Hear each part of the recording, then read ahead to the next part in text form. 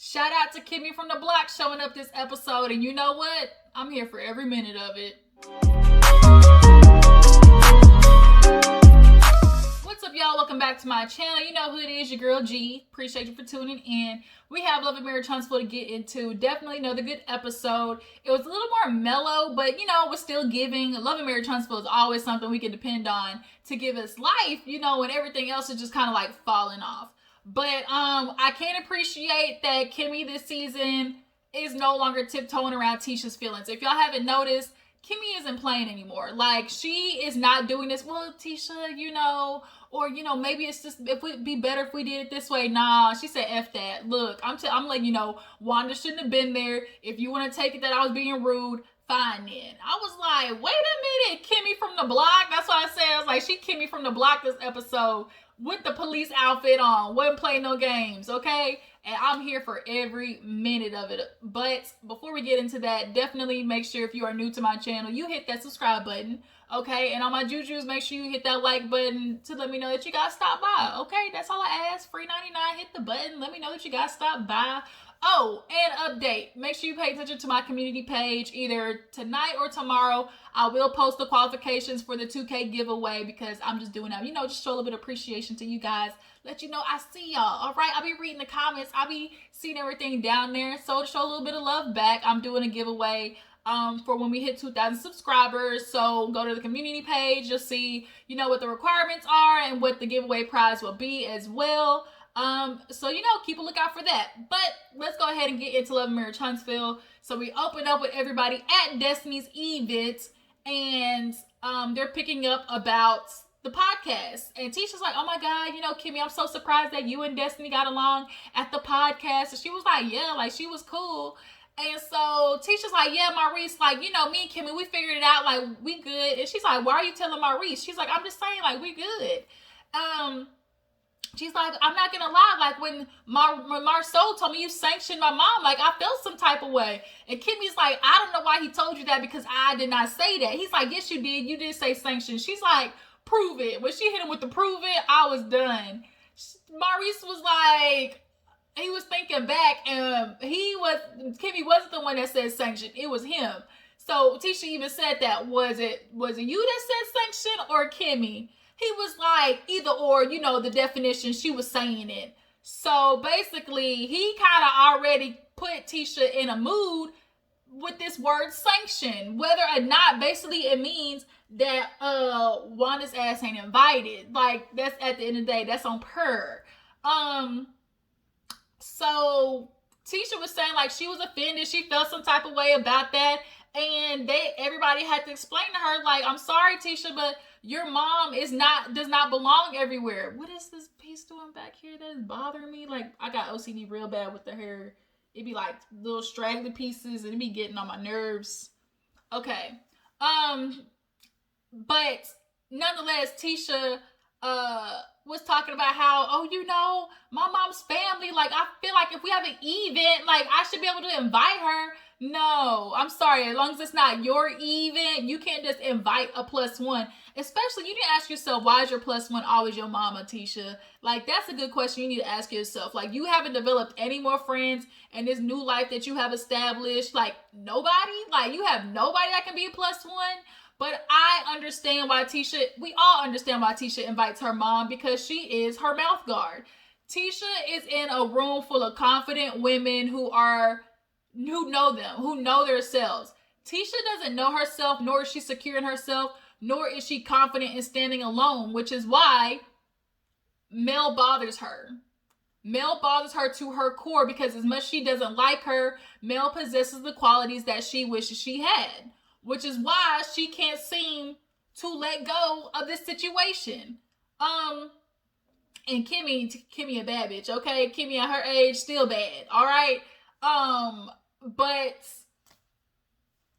Tisha, you have to understand, your mom causes chaos. She literally is hell in a handbasket. So anytime an event happens and Wanda comes, we all know it's going to go up in flames. And Maurice had to explain that. Like, your mother was uninvited for the intention of, okay, we know it has the potential to go left, which it did. So now you need to understand, Tisha, she gotta stay home. She gotta stay home. Sanctioned, whatever you want to call it. She needs to stay home, learn how to knit, crochet, hell, play shuffleboard, go to the bingo house, whatever it is that is not at everybody else's event. Because everybody's tired of her fucking up the places, okay? She's effing up the church's money all the time. Stay at home. That's all we ask, Wanda. But Tisha was like, well, you shouldn't have been rude to her. Like, the way you spoke to her, really hurt my feelings. And she was like, I wasn't being rude. I simply said, oh, it looks like Tisha and Marceau invited you, because that's the truth, is it not? She's like, but still, you were rude. And so Marceau, you could definitely tell Marceau was trying to make it appear to Tisha that he's defending her, because he tried to be like, oh, so when Wanda came uninvited, that was an infraction. And then when you,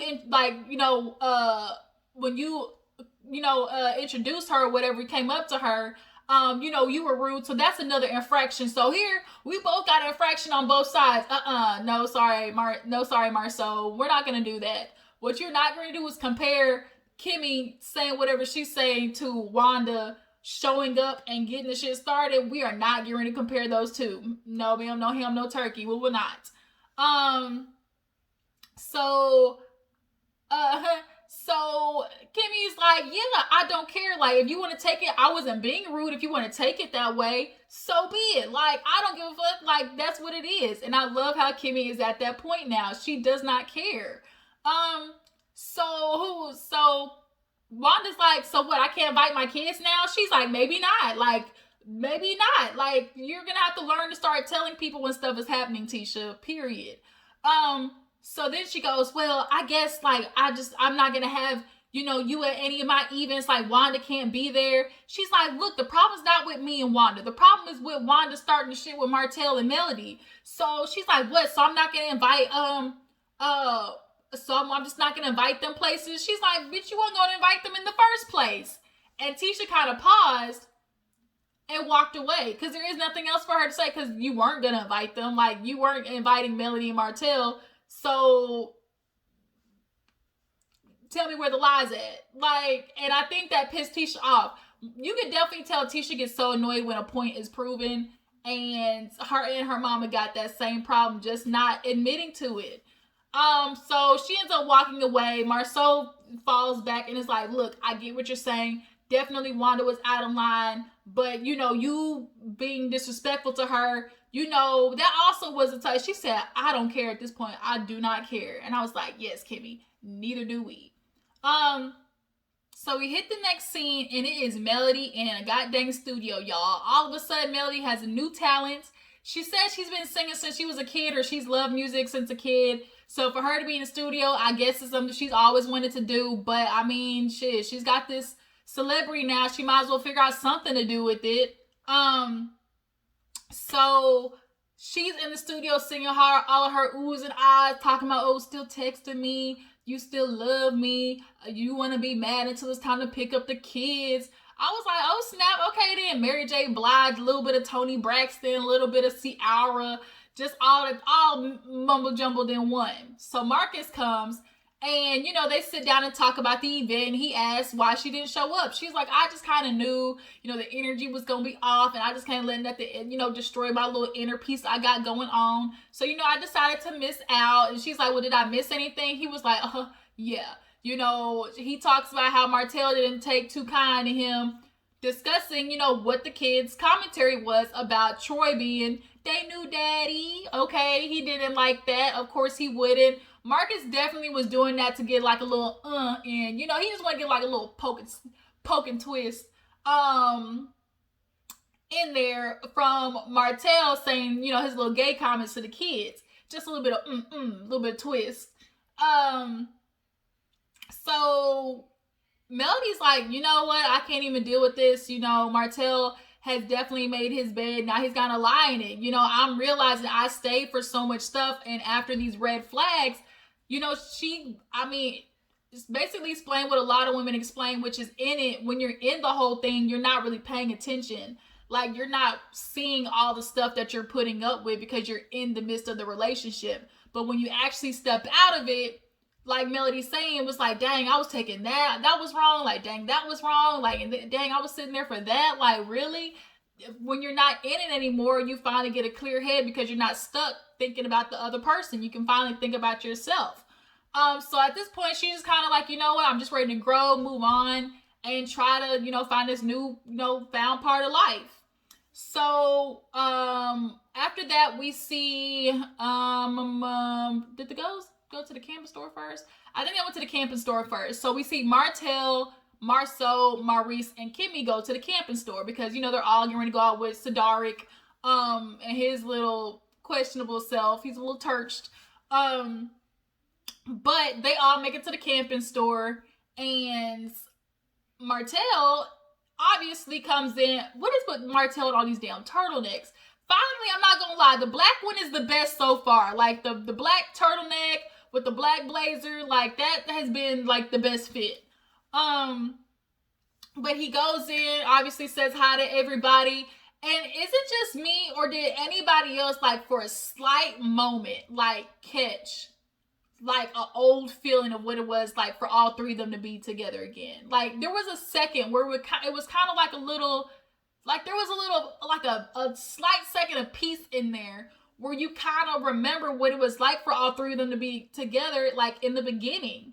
I felt it. I don't know if y'all did, but I definitely noticed there was kind of like a moment in there where they low-key forgot, like, all this shit had transpired.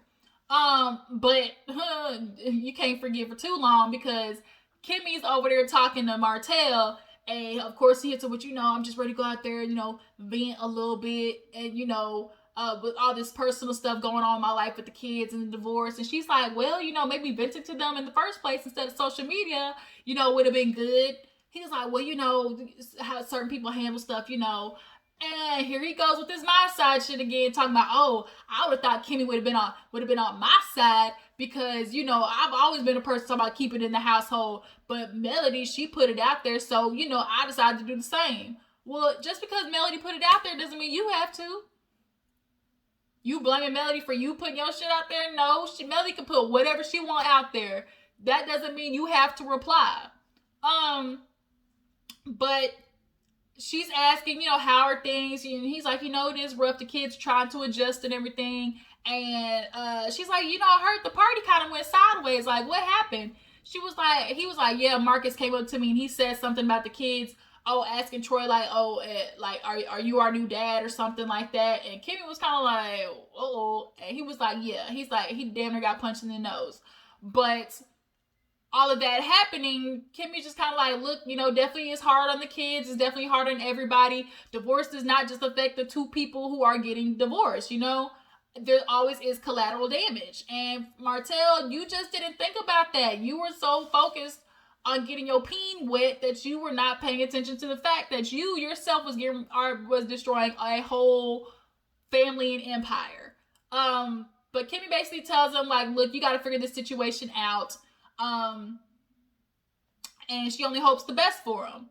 So the next scene we have Marceau talking to good old Wanda J. Blige. She's at the house watching the kids because Tisha's out of town for like a school summit or something. And Marceau asked her to sit down and come talk. And she's like, I'm ready, go. You better go. What is it? Let's go to war. And it was like, slow down, Conrad. Like, the fact that every time Wanda sits down, she immediately is ready to fight is a problem. Like, some people don't know how to have a conversation. And the reason they don't know how to have a conversation is because they don't know how to genuinely make logistic points. They only know how to argue and just spew whatever comes out of their head. And that's Wanda. She doesn't know how to sit down and have a conversation. Some people only know how to argue. And and Wanda is one of those people. I think she only knows how to argue. But Marceau is telling her, like, look, you got to understand your actions affects Tisha, affects me, like Kimmie, like we all feel some type of way about what happened at that party. She was like, well, Kimmie, she clearly on the other side, because she didn't see what he said to me, him calling me a B. She wasn't there when it started. She might not have been, but guess what?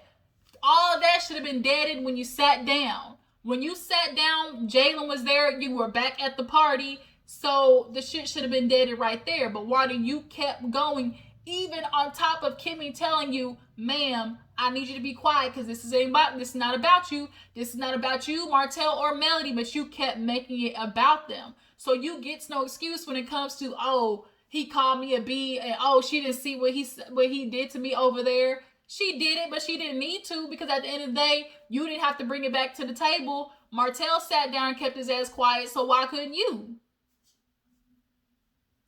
Why couldn't you, Wanda? So now Marceau was telling her, look, Wanda, like, you gotta understand, your actions cause reactions, and you going to Kimmie's party was definitely disrespectful, even though you came uninvited. Tisha was the one who invited you, and you know, even though Kimmie was rude and maybe her introduction or approach, you know, that still didn't give you a right to act the way you did at her party.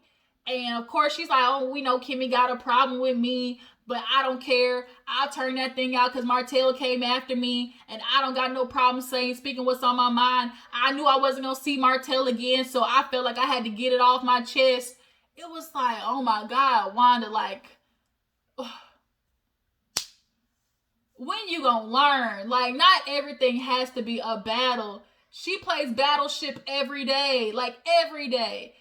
Like, come on now. So he basically tells her, like, look, expect to not be at events. You know, you might not be able to come because Tisha over there crying. She like, well, why didn't Tisha come to me? Shit, I don't know. But you need to understand, the fact that Tisha's crying and having to deal with your consequences, Wanda, means that you need to shut the fuck up, okay? It's time for you to rest. It's time for you to go home. I'm sure your dogs is barking, as the old folks like to say. My dogs is howling, they barking. I got cataracts, my ankles hurt, they swollen, my blood pressure's up, my diabetes is kicking in. Oh my God, I got hemorrhoids. I need to, you know, soothe with a little bit of cream. You got all that, I'm sure, that you need to do when you go home. Like, Wanda, it is time. Go home, Wanda. Go home, Roger. That's what we want you to do. So she started getting hype with Marceau, telling him that you don't know nothing. I'ma speak my mind. I'ma always say what I gotta say, regardless of what. I'm not like Tisha. You not getting to walk all over me. He's like, you think I walk all over Tisha? She like, yeah, that's why I don't like you. And he was like, you don't like me, but here you are in my house sucking up all my good air. She said, the only reason I'm here is for them kids. And so she gets up. He's like, okay, Wanda, looking thicker than a snick in them tight ass pants, bro. When he said that, I about died. So we move on from that to the camping trip finally. The guys get to the camping trip. Oh no, the pumpkin farm. Mel goes to the pumpkin patch with the kids, which used to be something that she did with, obviously, the whole family. But because Martell can't keep his dick in his pants, that is no longer a thing. And I love this scene with Ima and the kids, because I think parents negate that young kids also could use therapy. Around that 8 to 10 range, kids really could use therapy, because that's where the emotions start coming into play, and they really start forming their opinions on stuff, and, you know, their mental capacity of being able to decipher what's going on in a situation picks up. So her sitting there with Ima, they kind of lead the kids into, oh, you know, like, how's everything going? And that little one that they call Bossy, boy, she's something. She got the neck roll and everything. But she's like, oh, you got a pumpkin? Or no, she's like, oh, the little bouncy ride isn't open. My son loves that. And they're like, where's your son? And she's like, with my husband. And she's like, oh, you're not with him all the time? And she's like, no, because me and the dad are divorced. And so they immediately picked up, oh, so you go back and forth like how mommy and daddy do. And kids are smart, y'all. Kids are very smart. Like, I think people who always hit them with the, oh, I'm staying together for my kids, the shit don't work. Let me tell you, it don't work. Because kids can watch miserable parents. They don't want to see that. Trust me, from experience, you don't want to see miserable people. So the little girl, asked the little girl, like, oh, you know, do you like going back and forth? And she kind of goes, and like she grinds her teeth or whatever. And she's like, well, who do you want to live with? She's like, Ice Cream Boy. I was like, who the hell's Ice Cream Boy? And she was talking about Martell. And so Mini Martell, he wants to stay with the mom. And the daughter, Mariah, wants to stay with the mom as well. The daughter, Mariah, definitely was a little more quiet. I think because she's older, she's processing it definitely way different. But I'm gonna make sure to reassure the kids, like, that both your parents love you, and they would always do anything for you. How do you feel about being with the parents being apart, and mommy and daddy? And Martell Jr., he was like, yeah, but I see mommy cry all the time, and I don't like when she cries. I want to see her happy. And she's like, you do? And she's like, yeah, because like I remember one time daddy came over for some clothes, and he wasn't nice, and he made mommy sad. And so she's like, you know what you can do in those moments? She's like, you can go over there and you can give her a hug. He's like, that's what I did. He's like, I did that. And so he's like, I always want to hug mommy, make sure she's okay. And like, it's those moments where like parents, you got to realize like your kids pick up on that shit. Like the energy, definitely at their age, divorce is a little bit harder to navigate and explain. But when you're older, for instance, like when my parents split, I was in high school, so I definitely got it, and I saw it, and I understood it. And when things got messy, like it's very natural for parents to want to try to pull their kids into it. Martell is definitely doing his best of trying to pull the kids into it, because he's dropping those little side slick remarks when he pulled up to the house. Oh, kids, go in the house, because mommy's about to start fussing. Like little shit like that. Like that's him trying to like plant seeds in the kids. But unfortunately for you, Martell, kids grow up and they start putting puzzle pieces together, and they start realizing daddy ain't what he's seen. It's just what it is. So that was such a good scene, to see. And I appreciate that Melody said that she was going to get a separate, session for Mariah being the oldest, because I think for her opinions definitely are going to be super different from like the youngest. So all the guys are together. They are getting ready to go, camping. Martell is a little bit more upscale because he brought him an air mattress. You know what? I ain't gonna lie. I'm gonna bring me an air mattress. I'm not sleeping on that floor. No sir, no ma'am. I will not.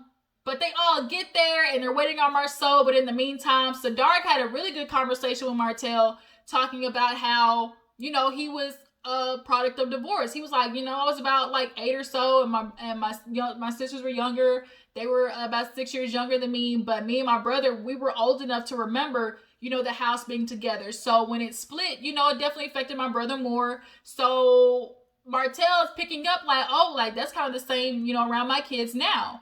And Sadar gave him great advice of making sure you pay attention to your kids emotionally. Like they might withdraw themselves. They might start acting out. Kids take divorce differently. Ooh, ow, ow, ow. Ooh, you ever been sitting down like your booty cheeks start throbbing? But he's like Sadar gave him actually really good advice, I think. Especially for the son. He's gonna have to pay attention to his son. But from the looks of it, Martell Jr. definitely looks like we can only hope. We can only hope and pray that he's gonna be different from his daddy. But from the way he's treating his mom, and I think the way he's watching his dad do his mom, that is going to affect him, and he's not gonna want to inflict that pain on somebody else. I think that's how most of the times it is. But after Sadark explains that to him, Martell was like, yeah, my daughter Mariah, like she definitely, has her feelings about it. So it is rough on him. He's like, it's hard trying to get used to, us not being together. So they sit down, take a little bet on popcorn, and they're waiting on Marceau, and they call and come to find out Marceau done wrecked his SLS. I think that's what it's called. He was luckily, nothing's bad. He was good, but it just left the 3 guys on the camping trip. So now they start getting into Martell, and they're asking him questions like, Martell, how's everything going? He's like, things, they're rough. Like, I'm trying to get the kids used to stuff. I'm not gonna lie, like, I realizing that, those are things that I have to live with the consequences of, tearing my family apart. You don't think about those things. Clearly not. Most men don't. They don't think about it. All they thinking about is getting their dick wet for the moment. That's really all it is. And he starts explaining the reason he cheated is because he wasn't getting satisfied. He kept telling Melody what he wanted apparently, and since she wasn't doing it, he cheated. Now, that's an argument for the first time, Martell. That's an argument for the first time you cheat. Oh, I went out there, I kept telling her she wasn't giving it to me. But at the point in which you continue to cheat for 5 years, that's not Melody at that point. That's you. That's a decision that you made. You made a decision to keep having sex with that girl for 5 years. You said damn near commitment. At that point, that is no longer Melody. And men, at that point where you're sitting there asking your wife for something, she not giving it to you, how about you ask her, dang, babe, what can I do? Like, is there something wrong? Like, if I'm missing something? Because let me tell you, women gonna reward you if you're doing the shit right. You just gotta ask. And if she ain't giving you none, that means you need to ask her what's going on. Period. Instead of going out there and cheating, like, the fuck? Like, you thought you was getting ready to go out there, find you a throat baby, and then, oh, like that wasn't gonna affect your household? I can't with him. So,